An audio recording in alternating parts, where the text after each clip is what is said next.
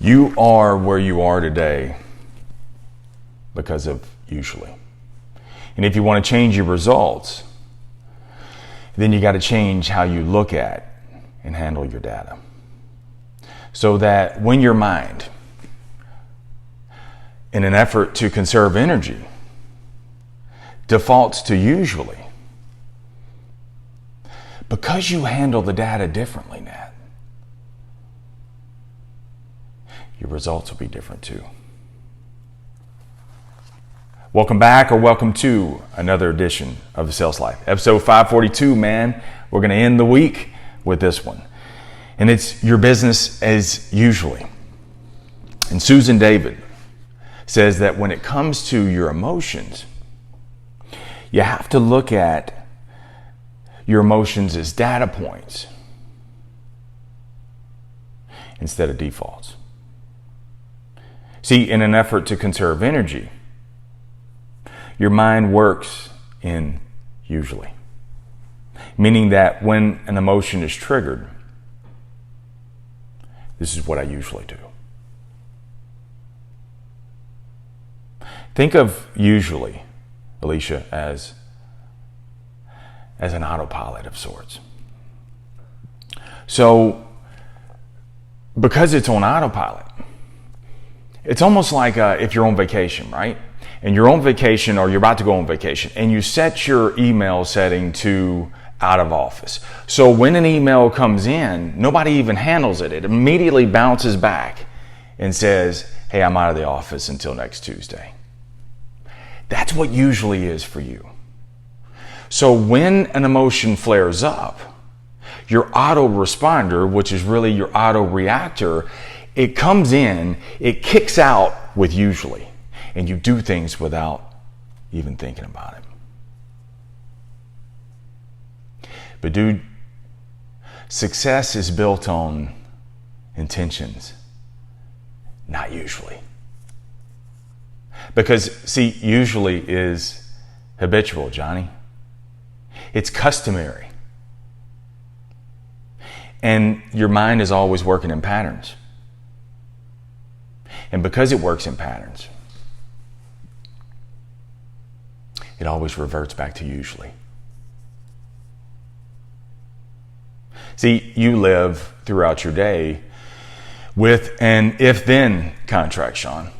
So we, without even knowing, we say, if this happens, then my life will be complete. If I get this raise, if I get through this month, if I buy this house, if I save this much money, if this happens, then I'll be just fine. And just like we live our lives through if-then, your mind does too. And your mind says, if this happens, if this emotion flares up, then I'll automatically do that. That's why I say, man, it's business as usually. And if you don't like the way your business is run, then bro, you got to fire your GM, your general manager of usually, and you got to take your team back over.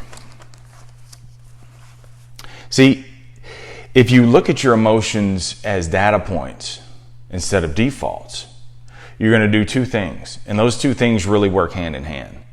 Number one, it shows that it matters. And number two is, it gives you a chance to make course corrections.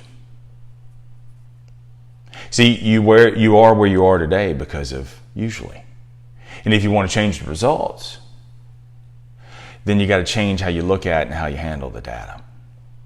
So that as your mind adjusts to conserve energy, and if usually is your default setting, if you change the data, then dude, when it defaults, you're going to change your results too. So number one, the fact that it matters. Because it matters, don't get pissed off because you get pissed off. That's a good thing. It's good to be frustrated. It's good to get mad. Just don't stay mad. And so when you look at the data points, instead of letting the emotions just run rampant with usually, this is how I usually handle things. If you look at them as data points and they matter, then what that does is that signals to you that you're frustrated. That's all that. And so when you're frustrated, that means that you don't like the way things are currently now. See, if it didn't matter was when I would be very scared. And if it doesn't matter anymore, that's when you just kind of shrug it off. That's your usuallys, bro, that are kicking in. So you have to look at it. When you get frustrated, it's like you're holding on to the edge of a building and you're torn in between two worlds. You can hang on the ledge, pull yourself up, and that's change. But if you let go, you fall back into usually. So some days, dude, when you're frustrated and you're fighting against usually, it's that 1,000-pound gorilla. And this is where you have to use that tension and release method. That tension and release method is what real good negotiators use.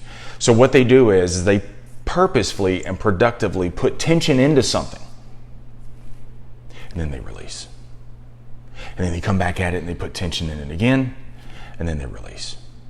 But every time, dude, they release and come back to the tension, then what they're able to do is that reapplied tension,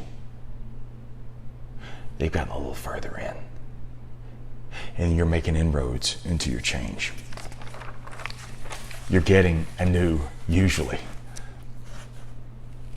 Seeing that it matters, man, is going to free you up from the toxic and corrosiveness that you have.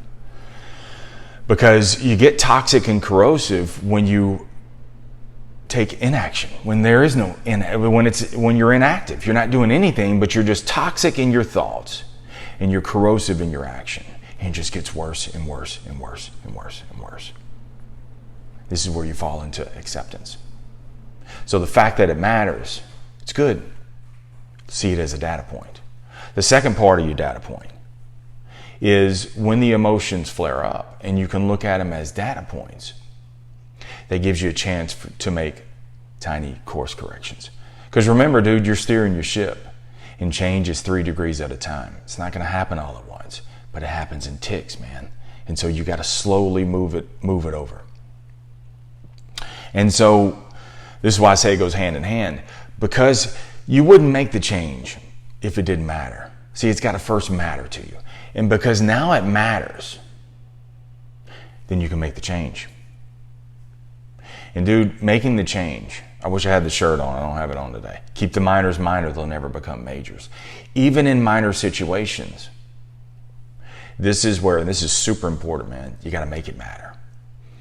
If you make it matter, those subtle oversights, those things where you just kind of assume you know the answer,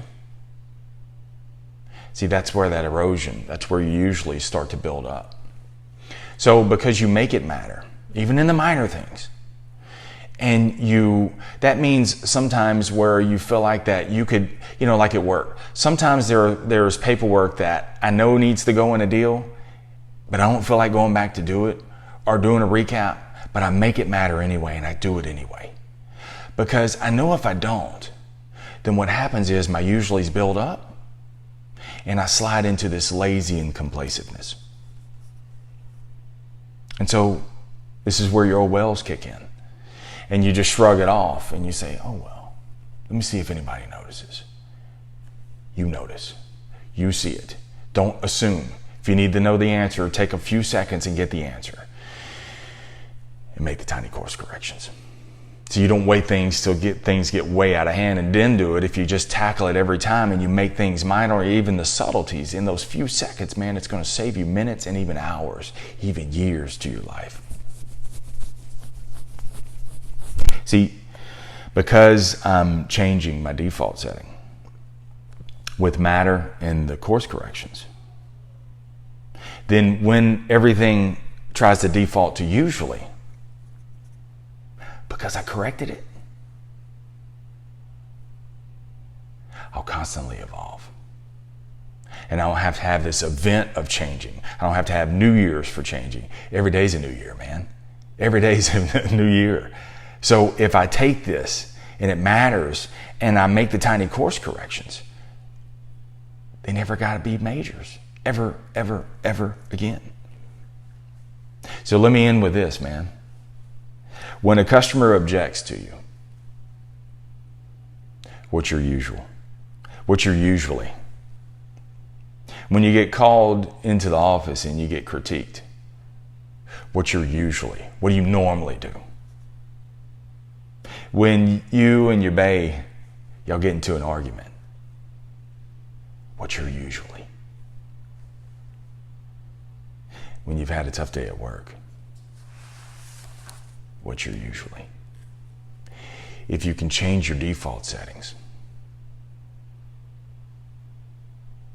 you'll change your results. All right? Don't forget, the TSL on sales is going to come out on tomorrow. It's strictly sales related. I'm going to post that on the Sales Life Facebook group because that one's more niche on sales.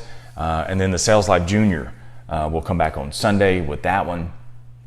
And that one's going to be for junior people making senior decisions, meaning that there are things that as a junior in my life, I ain't a junior no more, but as a junior in my life, I wish somebody would have come in there and said, hey bro, you need to look out for this. I want to teach the younger people how to be a little bit more independent, how to look at their credit, how important it is, all those kind of different things, man. So I want to change it, or I'm going to come out with that, the Sales Life Junior, and dude, it'll be like 5 or 10 minutes. But that way you can hear it. And sometimes it's just, maybe you just pass on to someone that is trying to get on their feet and make that happen also. So hope you guys have an amazing Friday. Thank you to Nat. Appreciate you, man. Always jumping in here. Johnny, Nancy, Alicia, Sean. Appreciate you guys jumping on the call and giving me some of your time. Remember, never settle. Keep selling your way through life, no matter what. Stay in the sales life.